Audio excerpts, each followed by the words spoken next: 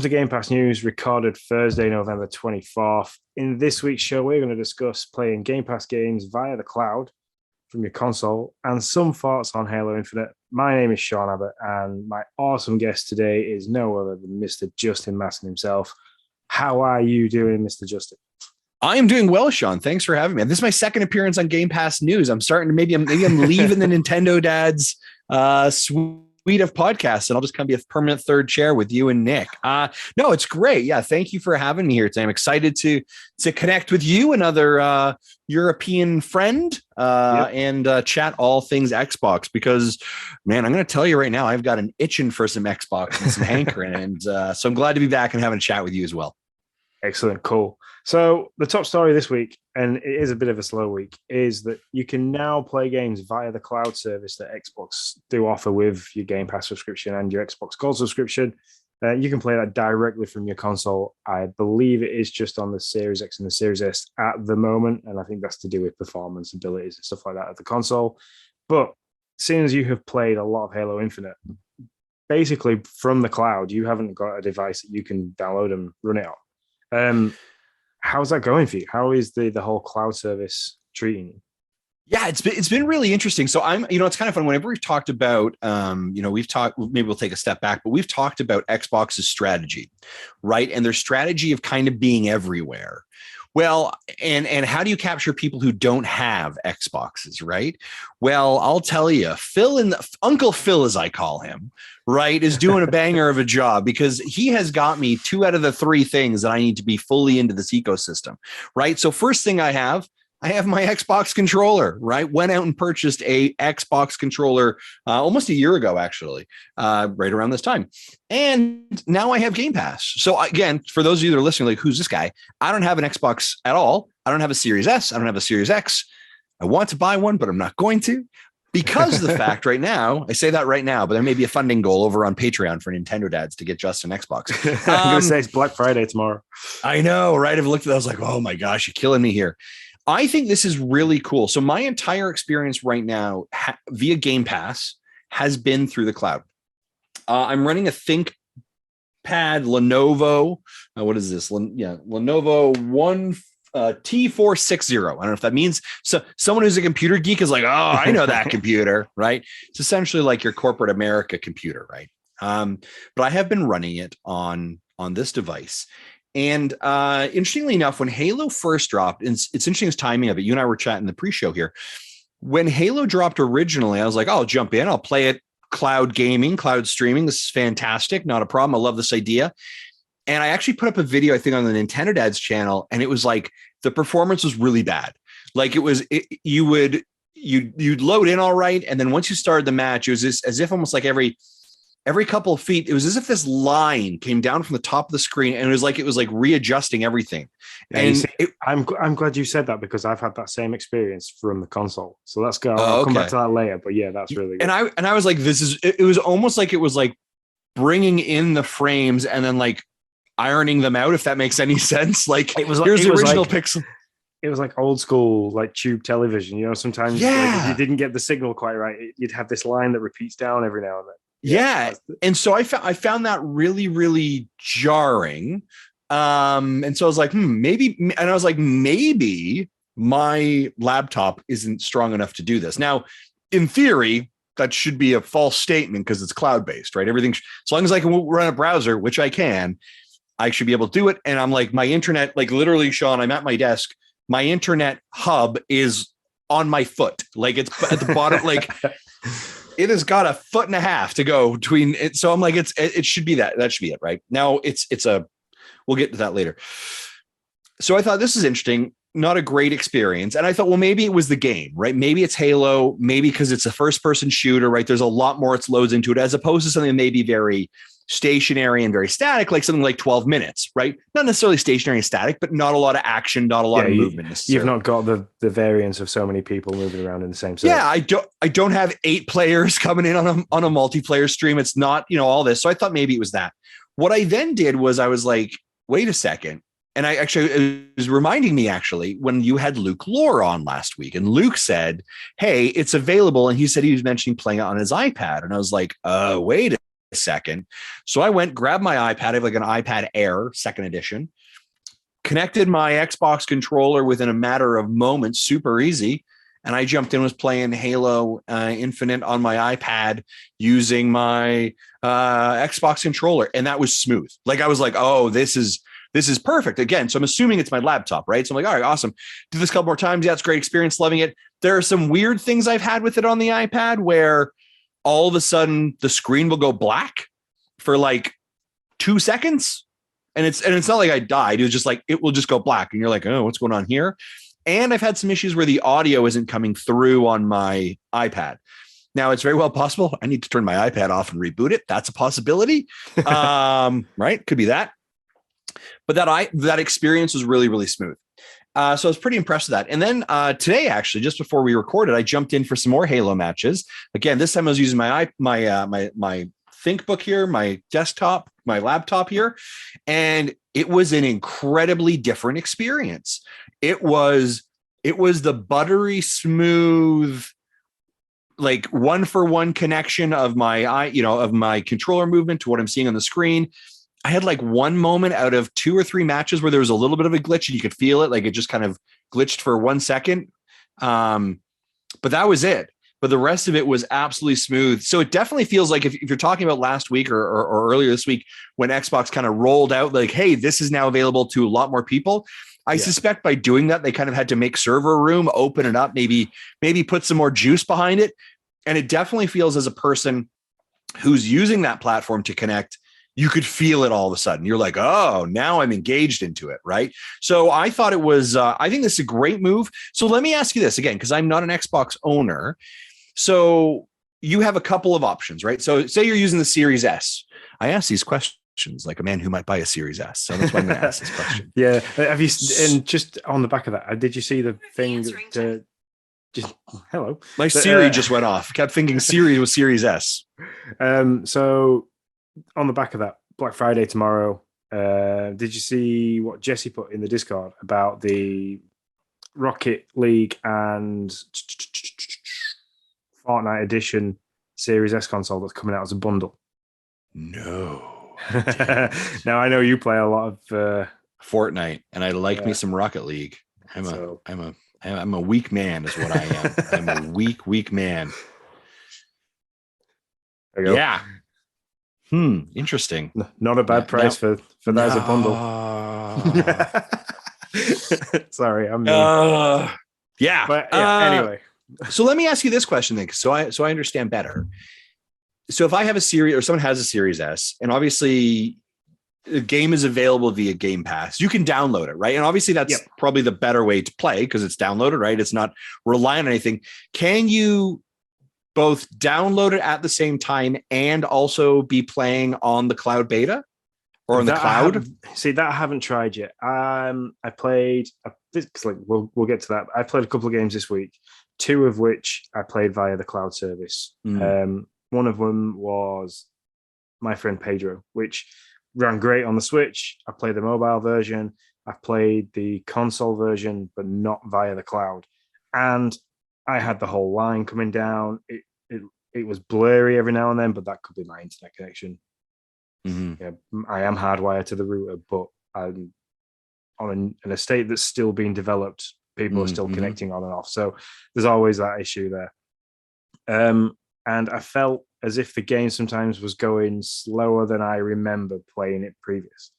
So what I'm going to do next week is I'm going to download it and run it again and kind of see if I can do a comparison. So I'm going to do a couple of game captures first before I download it.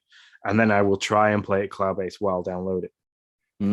See how that goes. I can't see why you wouldn't be able to do that other than your bandwidth. Yeah. So I know I then went from playing the other game that I was going to play to playing Forza and streaming a little bit of Forza at the same time.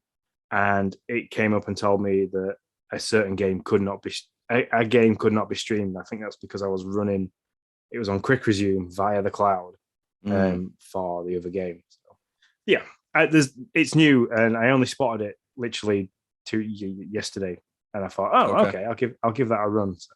Yeah.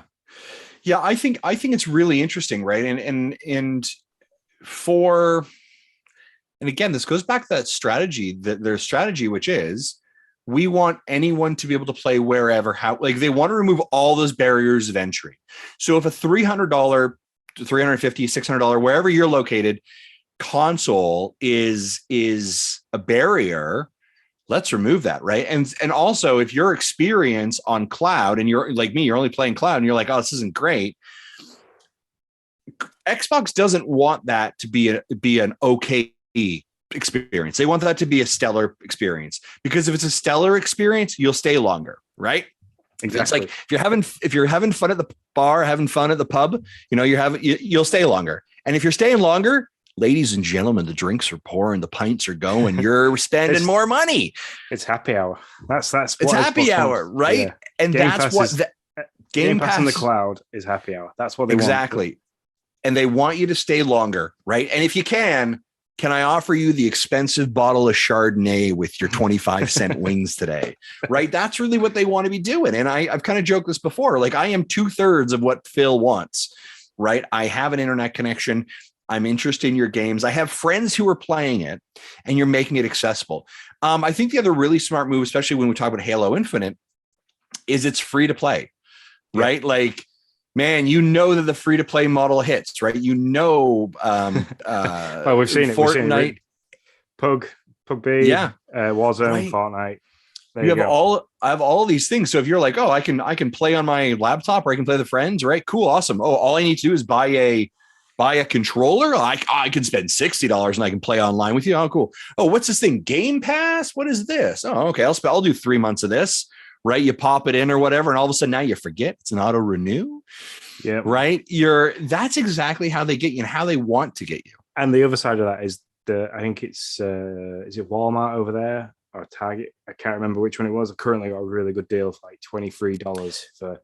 Yeah, I was out and about today. Actually, it's interesting. I was getting some shopping done for the holiday season as well, and I had read an article here, an ad or something, that Game Pass in Canada was running Ultimate was like $30 for 3 months. So that's $10 a month, where normally it's $17 a month. I was like, banger, I'll go do that. Right. Like that's exactly. So I was like, I don't even own an Xbox, and now I'm going to go buy 3 months of Game Pass. Like, what is going on in my life? Because that's exactly what they want you to do.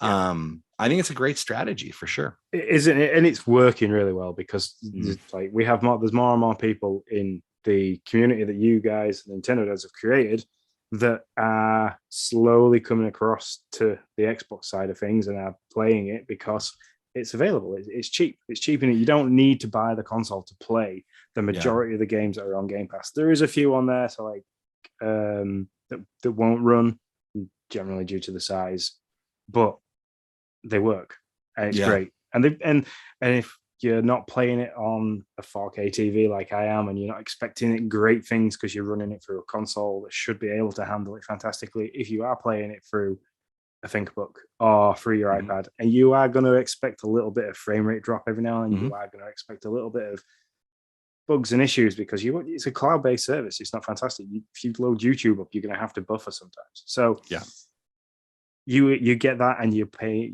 They're doing really well with it, and that only emphasizes that they're going to try and push it to further things. So if you can get that dongle with an app, plug it into your TV, instant connectivity to your controller. Yeah, I really think, and I know that again we had a conversation with this before. I think, and I'm pretty sure. Correct me if I'm wrong. That's like Phil has said that his state, and him and I are tight that way. That's why I call him Phil. Right? He has stated, if I remember, and Sean, if I'm wrong, correct me if I'm wrong here, but I'm pretty sure he has said that is their next objective, is to do a dongle, right? Yep. A la Stadia, right? And I mean that you price that at like $100. And that includes a controller, that includes the dongle, and 3 months of Game Pass. You're done. Have you got a Fire Stick? I do have a Fire Stick. Yes, I do. I was like, yes, I do. So how much did you pay for your Fire Stick? My Fire Stick was $40 Canadian. So it was, I think over here it was 35, and I got the 4K one. I got that on sale, so it was cheap. So it should have been like 50 something. and it's outweighed. We've got Sky, so we killed that. Sky subscription has been killed completely down to other than the Formula One package because I can't go without my Formula One, and I can't get that anywhere else. So Sky kind of got me by the short and curlies for that.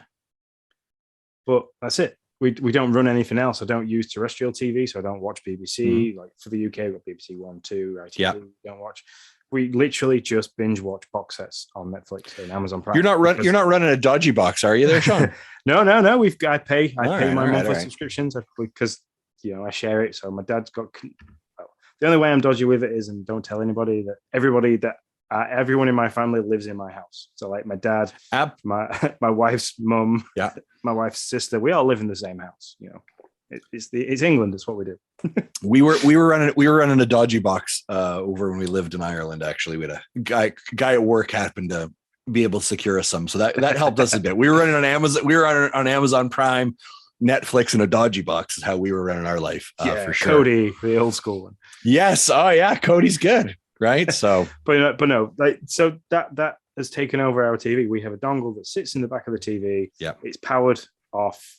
I think it's actually powered off my Xbox because it's always in standby, so it's a constant USB power supply. And that's it. So if they can do that, if they can do a dongle that obviously it's going to need external power because it's going to be running like the Fire Stick, 4K UHD. You want it to do that. You don't want it to be 1080. It's minimum or it's maximum. Sorry. So it doesn't take much to do it. They're not bad priced. And so £40 for the dongle, £60 for the controller, £100 altogether, and you can play. Chuck in 3 months free Game Pass because you purchased it. Boom, you're done. Yeah, it's interesting too, and I also think like what and I believe there was an announcement. Again, this maybe it was Stadia that did this. It might have been Stadia. All LG TVs that were produced effective 2020 were having the Stadia launcher built into their app store. So you were able. So all I'm saying is like there's so many smart TVs already have these launchers built into it. And to your point, like Fire Sticks and Apple TV, all these app stores built into your screens. All Microsoft's got to do is roll up to any of these places with a dump truck of money like they have and be like, Apple, how we playing this? How we playing this, Tim Cook? Do you want to just write the zeros or do you want me to write the zeros? And we're going to put it right on your launcher, right on your app store. And it is a boom, right? Like that is the next barrier is it needs to be, I need to be able to pick up my controller off of my, right beside my couch, hit the button and it just like automatically turns on the Xbox symbol and you're in. Yep. The other thing I'm thinking, and now because you mentioned it, anything that can handle an app, Apple probably won't do it because what Apple's like with third-party software. Yeah. But in all fairness, I mean, like Microsoft they did the workaround with it, right? Like you go onto their page on the iPad, and it says they're like, "Hey, thanks for being here. You should install this on your home screen." And you literally press it; it goes to your home screen, and it has the launcher. That's where I'm going next with this. Is it works through a browser, so Xbox could quite easily market it in a way where you don't want the most ultimate experience of 4K boom boom boom. You just want to be able to play anywhere. Go through your browser on your smart TV, your Fire Stick, your Apple TV, and install this browser. Yeah. There you go. You're done.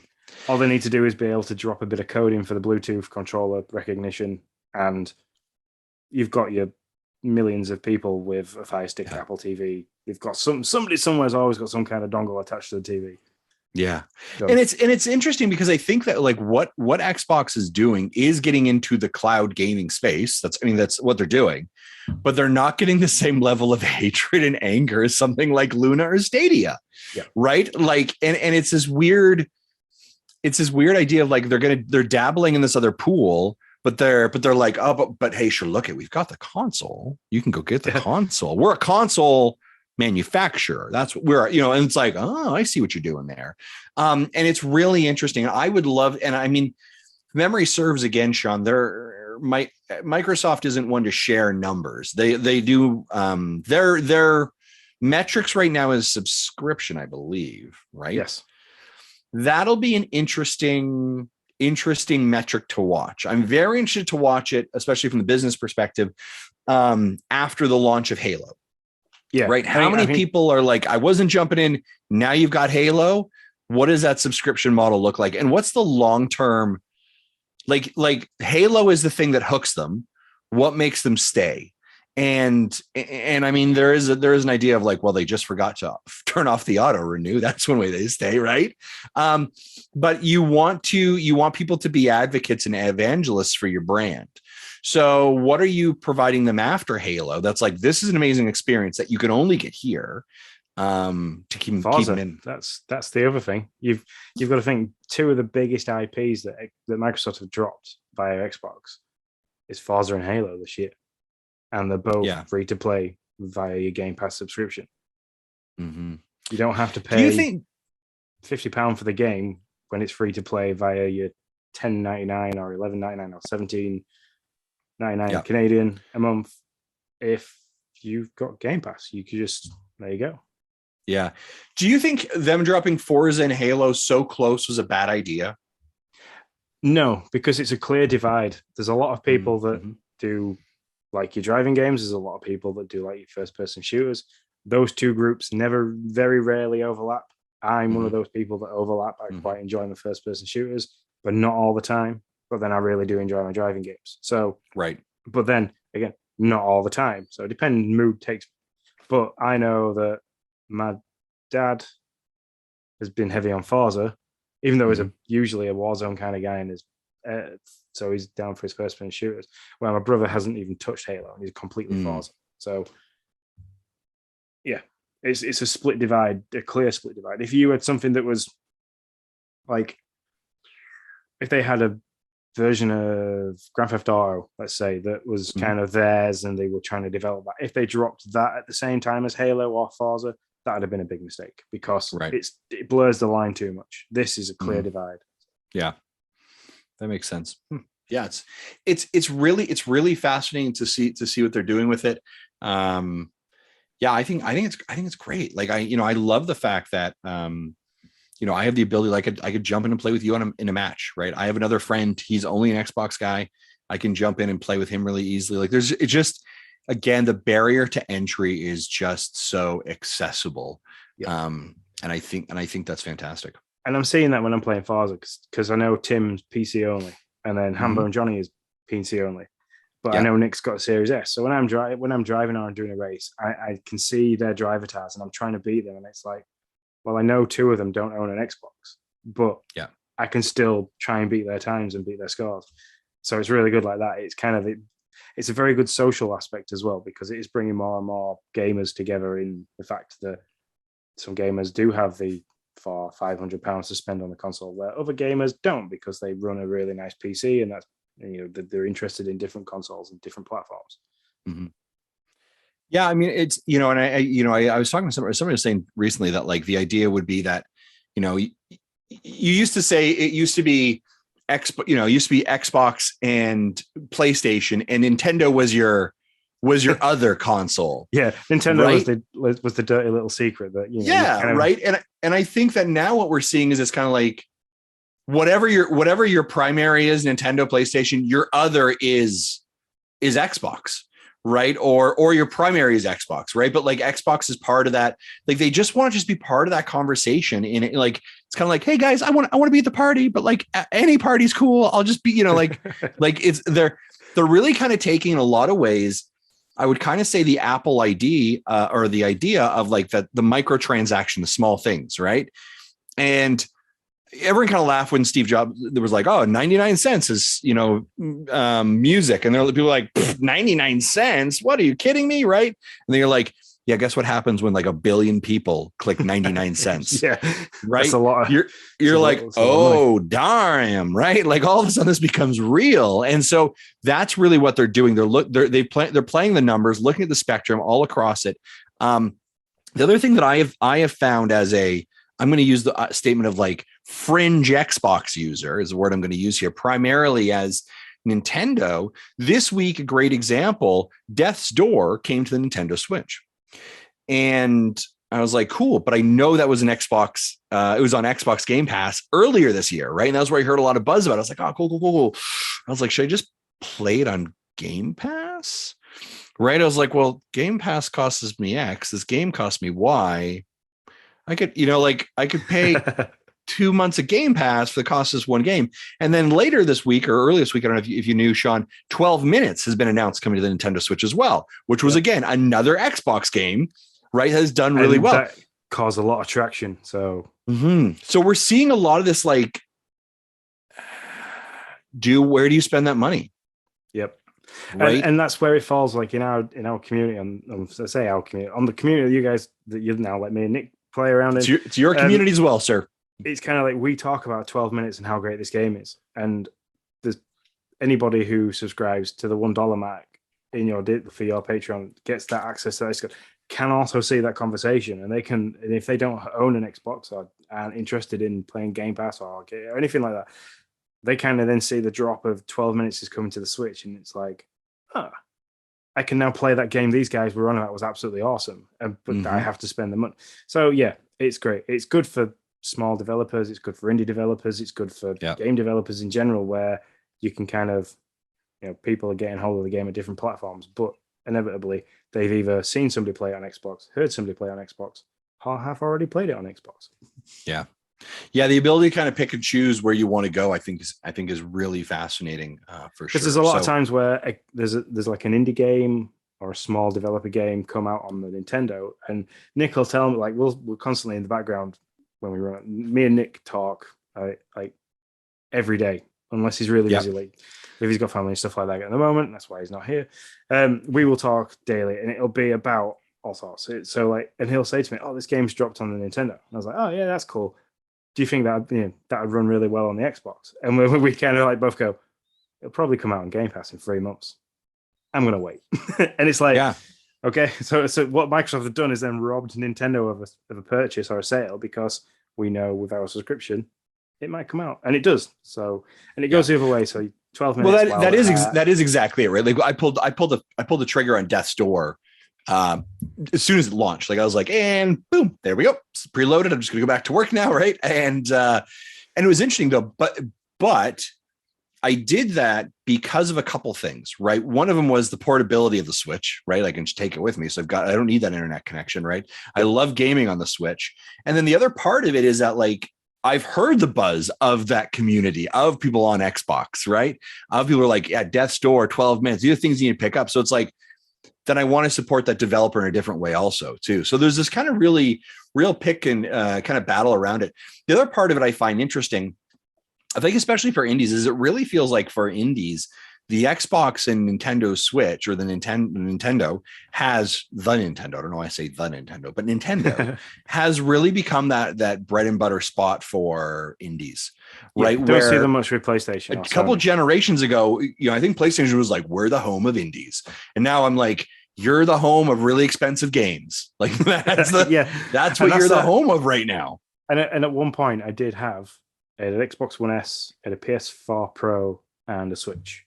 And I sold the PS4 because there wasn't the amount of games that came out that were cheap or free was rubbish.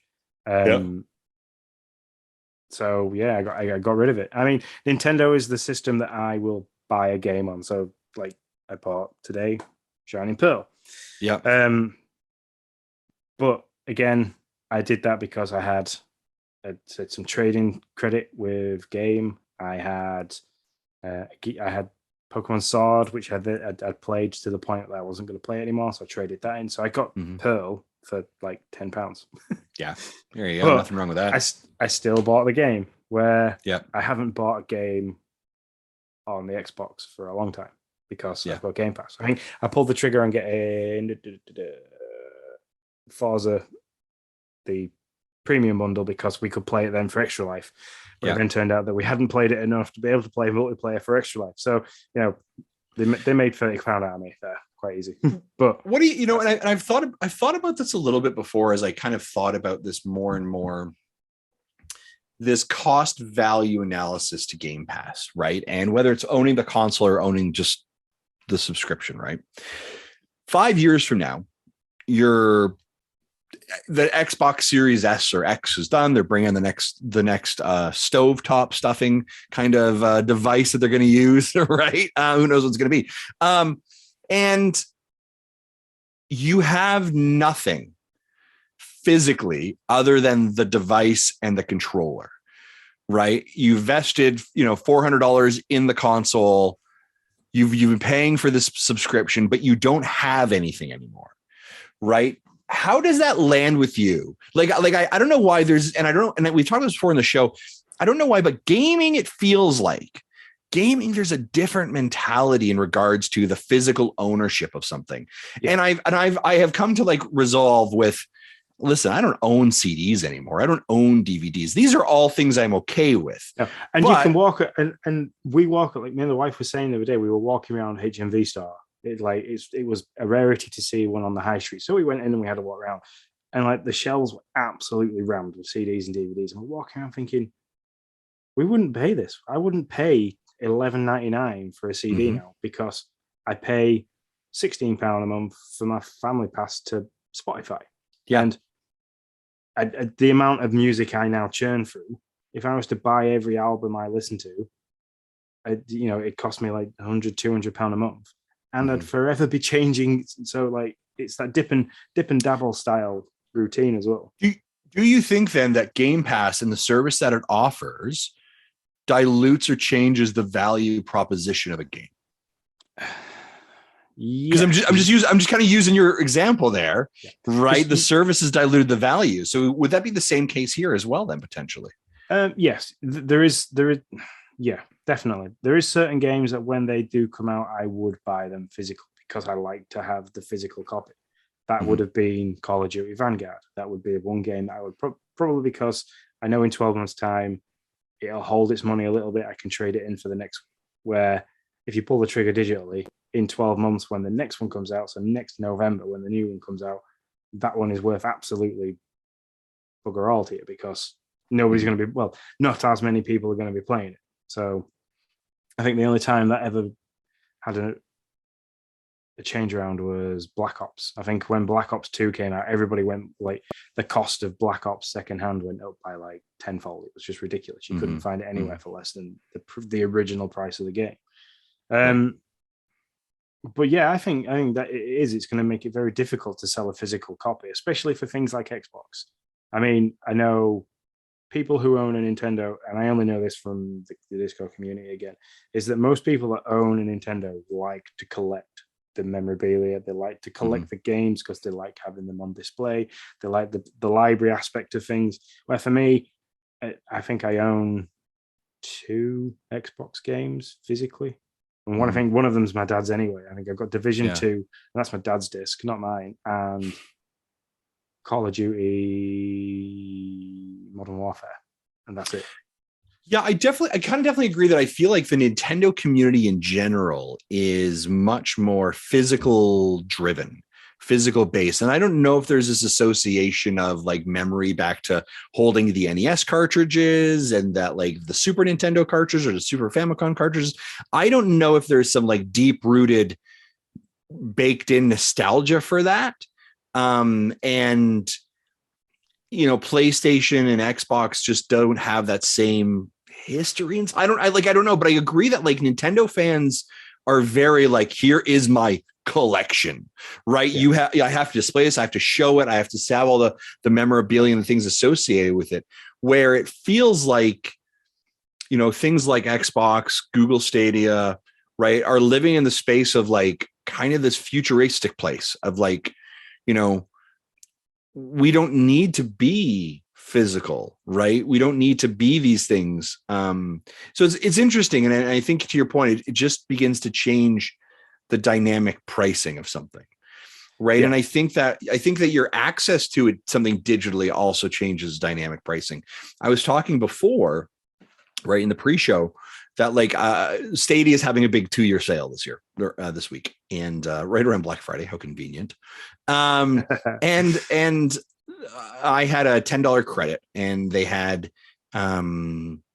Watchdog Legion on for $10, and I was like, It's a $60 game.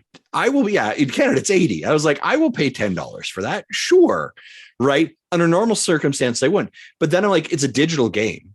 And then there's this piece of my brain that like, if all of a sudden Stadia gets wiped off the map tomorrow, am I okay that I've only lost $10?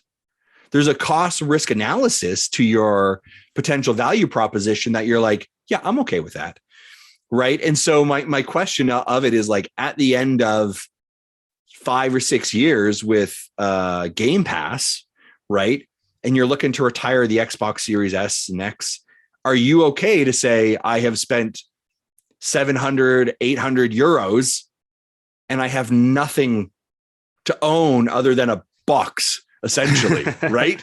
So I'm just curious. Yeah, and you can only look at that with backwards compatibility. That's the only way I will reference this is with backwards compatibility.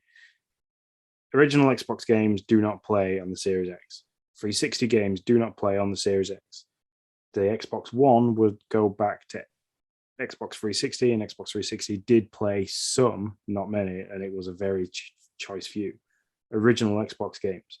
So even if you want to go physically, there's only so much you can play going back unless you still own the console. Mm-hmm. Now, most people, when you get a new, like for me, as soon as I knew that the Xbox Series X was on its way in the post, I'd taken pictures, I'd uploaded them to Facebook to sell. I had sold it within 24 hours. And the day that my Series X dropped through the front door, the 1S was transferred over to the Series X, boxed up, and the guy came and picked it up that afternoon. So there you go. It was like, get out the door. I don't need you anymore. See you later. Take the I always joke before, like Sarah McLachlan's "I Will Remember You" is not playing. You're just like, get out, right? You're done here. You're done. Right. But yeah, it doesn't bother me because I can always dip back. That's the thing. If I load I have maybe 11 or 12 games on the dashboard at any time on the Xbox, due to the fact that most of them are absolutely huge. Like 125 gig for Forza, not including the DLCs that's coming out later next year. But if you look in the library, there's just hundreds of games. There's games that I've claimed with Xbox Games with Gold that I thought that's a decent game to have for absolutely free, but I've never played it. It's just there. Mm-hmm.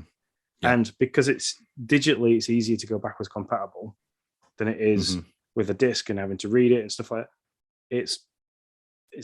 I don't feel bad at all that I've spent like this year. It's like $11.99 a month, 12 months, £150 this year is just being spent on a subscription service. But I have Netflix. You pay yearly for Amazon Prime. We've got Disney Plus, Spotify, and I don't feel bad for those either because it's kind of like I use that service so much, and I can go back to it. I can shop and change between what I want to play, what I want to listen to, what I want to watch. Doesn't bother me. Where physically, like if you just said there, Watch Dogs Legions, you got it for $10. That's amazing. It's an $80 game. You've got it for $10. You don't mind losing $10. If you lost $10 out of your wallet, you'd be like, oh, God, I've lost $10, but it's $10. Somebody else somewhere is going to have a good day because they found it. Yeah. But you're not going to be too bothered about losing that in the long run. Where if you'd have bought a physical copy of this game for Stadia, and Stadia is like, right, that's okay. Now our servers are shut down. You can't actually boot up the system to do this because it's got to shake hands because it is an internet-based system. You'd have been like, well, I'm annoyed. Yeah. So. Yeah, it's interesting, and I think you're right. Like, I mean, you're 100% correct, right? As we mentioned before, I'm streaming everything. I don't have a music collection anymore. It's all Apple Music, right? I have every streaming TV platform, right? We don't buy movies. Like, it's interesting just the way that we've already moved ourselves. I don't disagree with it. And out of the entire community, the Nintendo dads, I'm the one who kind of advocates for the cloud the most and cloud gaming. And I get a lot of shit on for it. I will tell you that. But I believe that somebody has to push that ball, right? I believe that the industry will evolve and needs to evolve. And I think Stadia, I think Xbox, I think these are all examples of the industry evolving. And, I think it's interesting to think about just the dynamic pivot and change that Xbox has done to this. They've definitely kicked it up a gear. And it's been a really slow process. Like I remember getting Game Pass 4 or 5 years ago when like it was, yeah, I paid £1 for the first 3 months and then it was $3.99 a month after that. Yeah. And yeah, I paid it. I didn't think about it. I just paid it. And I was like, and I was thinking about this the other week. I was like, because I was looking back at like how long I'd had Xbox Gold. I've had Xbox Gold for 17 years.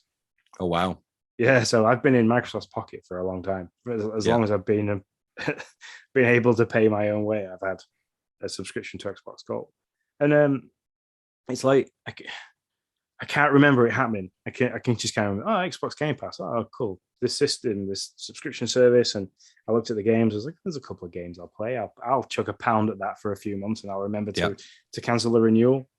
Didn't cancel the renewal. And now here we are paying $11.99 a month, maybe 4 or 5 years later, and doing a podcast solely based on it.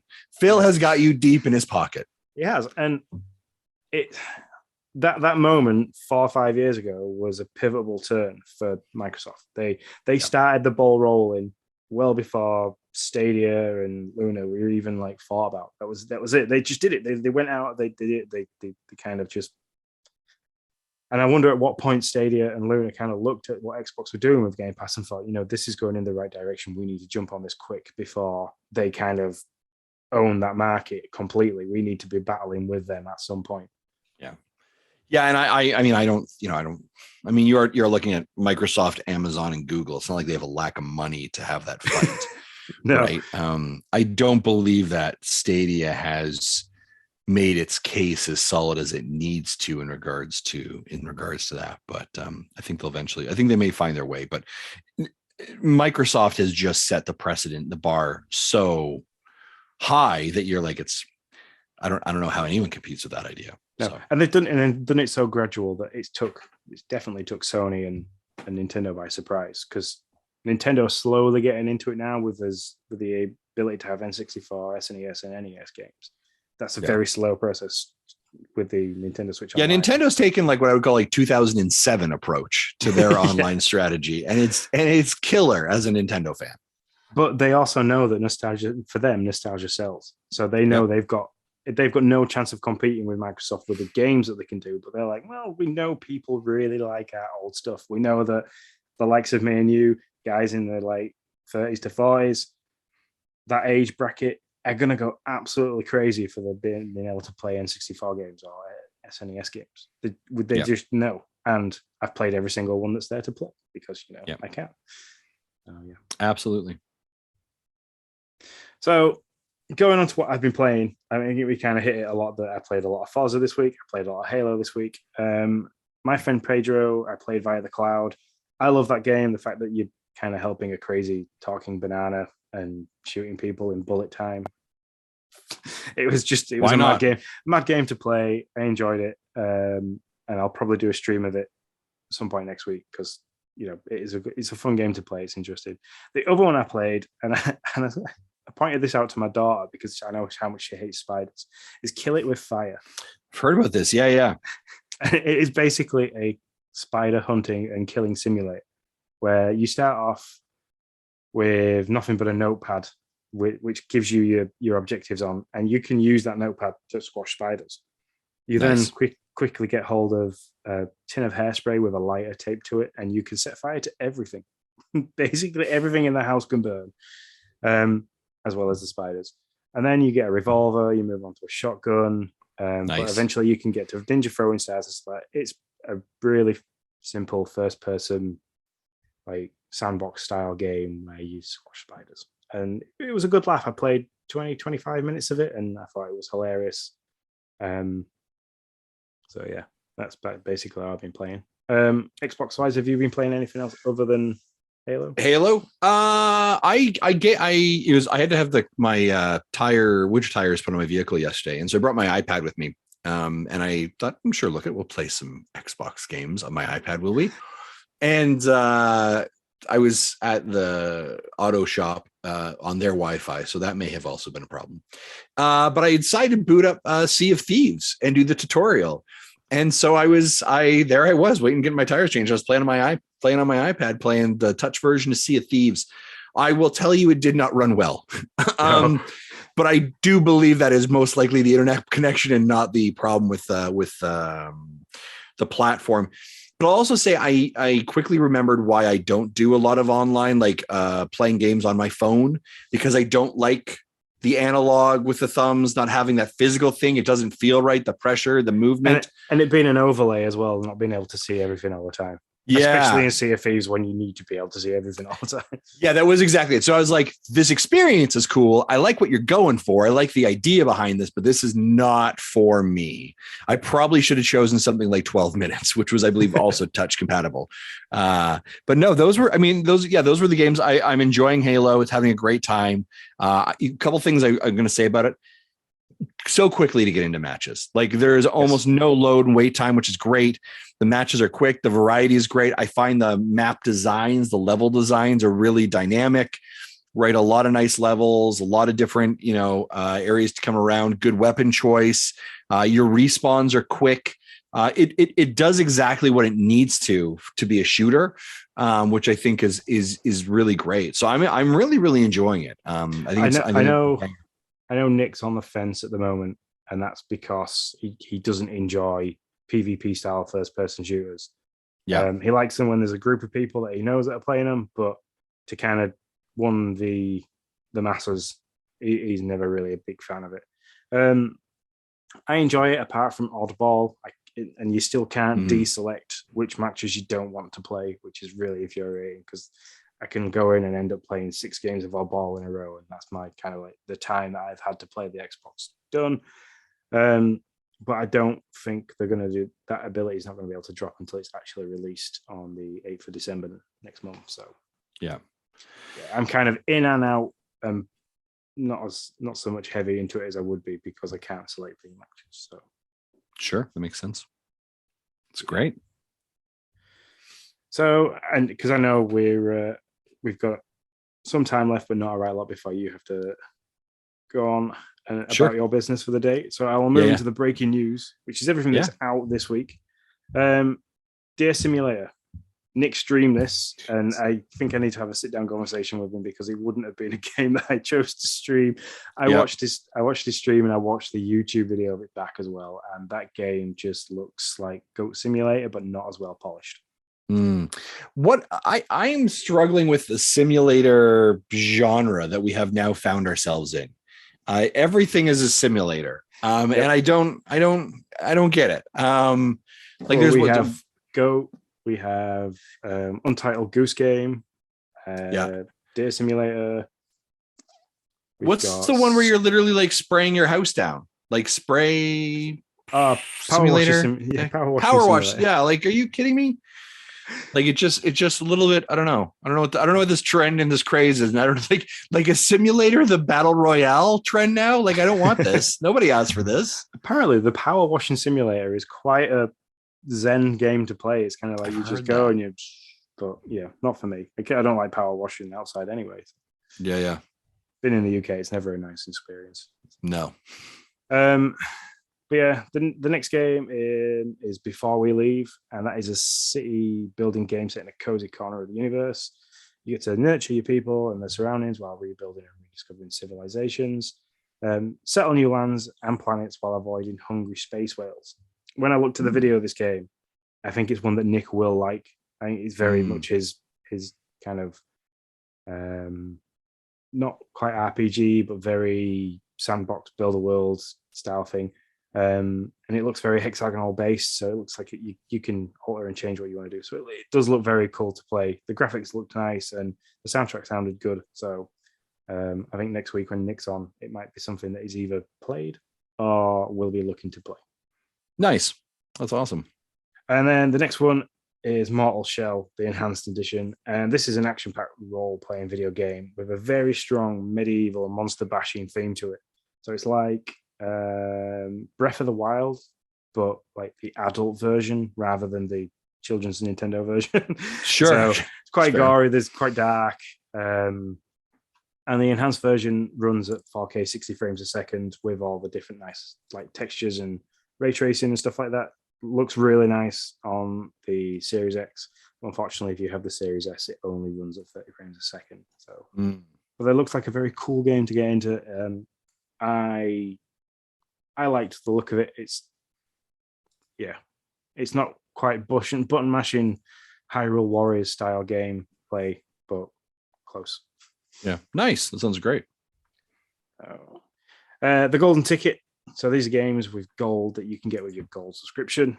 Moving Out, which we've still got, and that's running from the 1st of November to the end of the month. That's a very zen, laid back unboxing simulator. So there you go. That's another one of the simulator family. Yeah, Moving Out's a great game. It's a great. It's very overcooked in the kind of. So if you like family chaos games, like my family does, I'd recommend it Moving Out. Yeah, we have that one here on the Switch and have played it before, and definitely a bit of fun. I'd recommend it. Yeah, I've got Moving Out mixed up with Unpacking, so that's my bad. But yeah, Moving Out is that. Yeah, physics. Yeah. It's the funny physics game, isn't it? You get to throw furniture through the window. So that's my bad. Kingdom 2 Crowns is available from now until the 15th of December. That's a side-scrolling micro-strategy game with a very minimalist feel. It's a really nice pixelated art style game, and then, like, looking at the stills and watching the trailer gameplay of it, it looks very nice. It looks very well presented for a small indie game. So in that, you get to play the role of a monarch, top their steed and recruit local subjects, build your kingdom and protect it from the greedy creatures looking to steal your coins and crown. It feeds right into my side-scrolling kind of adventure style game. Nice. And then the last one that's there is Lego Batman 2. I don't need to say a lot about that, apart from in Lego Batman. What more do you need to say? Break blocks, collect bits, lots of different superheroes. Batman. Batman. So, and what's coming new? Last week, I kind of did a bit of digging and found some rumors that we might be getting Dead Rising 4, a couple of other big names like that, and apparently they were all rubbish. Xbox has kind of turned around and gone, no, we're not doing that. So what's coming next is The Escapists 2, which is like the top-down kind of 2D, 3D style game where basically, I think in the first one you were in a prison, you've got to try and escape. This one I think is the same, but it's a different style prison. I think it's more desert open world type stuff. That's December 1st to December 13th.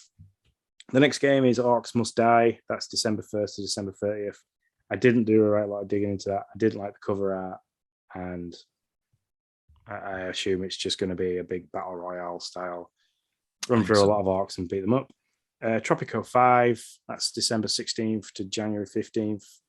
That, I think, was a Game Pass game for a while and disappeared. So if you didn't have a chance to play it with Game Pass, you can get it for free still. Yeah, good opportunity to jump in. An Insanely Twisted Shadow Planet. I couldn't find a lot of information about this very quickly, and I knew it was one that I needed to do. So, not Insane Clown Posse, Insanely Twisted Shadow Planet. Insane Clown Posse is definitely something different. Yes, definitely.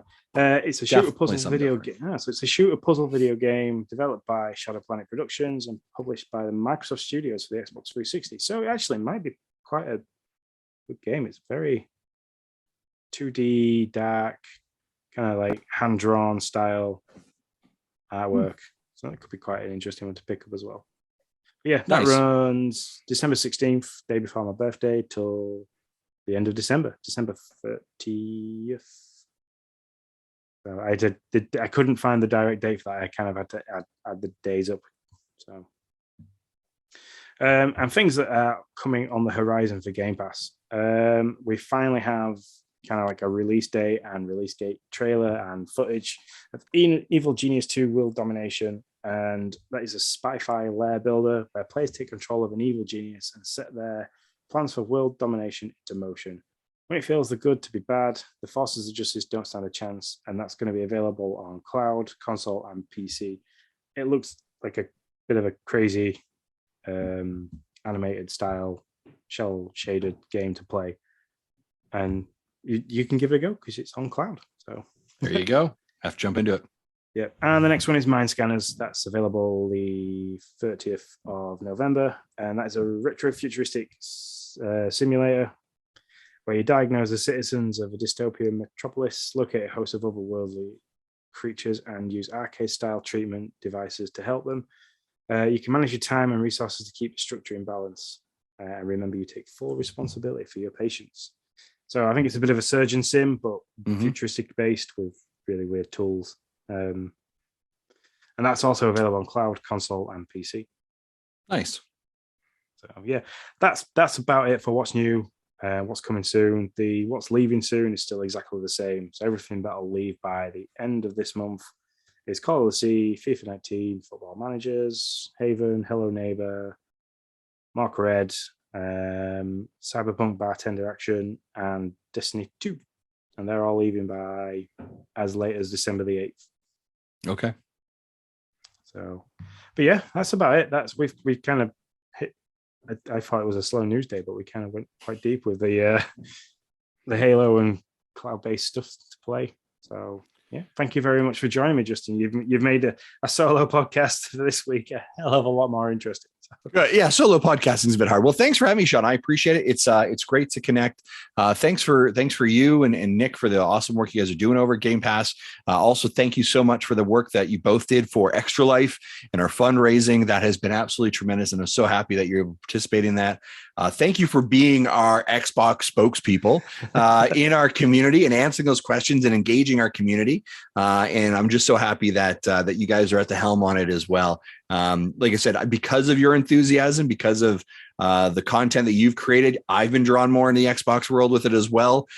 So I appreciate it as well. So thank you so much for having me. So if Uncle Phil ever wants to send some kind of small amounts of royalties or free stuff, I'm always welcome. Yeah, for sure. I will. I'll see what I can swindle there. Well, thank you very much for joining us. As always, the socials for us are at Game Pass News, and that's over at Twitter, YouTube, or Twitch. If you're listening to this, and unfortunately because of technical issues this week, the only way you're going to be listening to this is via YouTube or your usual podcasting services. Please give us some feedback, comments, likes, subscribe to us YouTube, because that's our next big goal. We got as affiliate. We now want the ability to push to YouTube as well. If you want to talk to Justin, myself, Nick, or any of the Nintendo dads, or any of the great community members out there, head over to patreon.com/Nintendodads. Little as $1 a month, you can join in on all the action. That's it. So, Justin, thank you very much for joining me again. And everyone else, we hope you're great. Until next time, see you later. Bye-bye.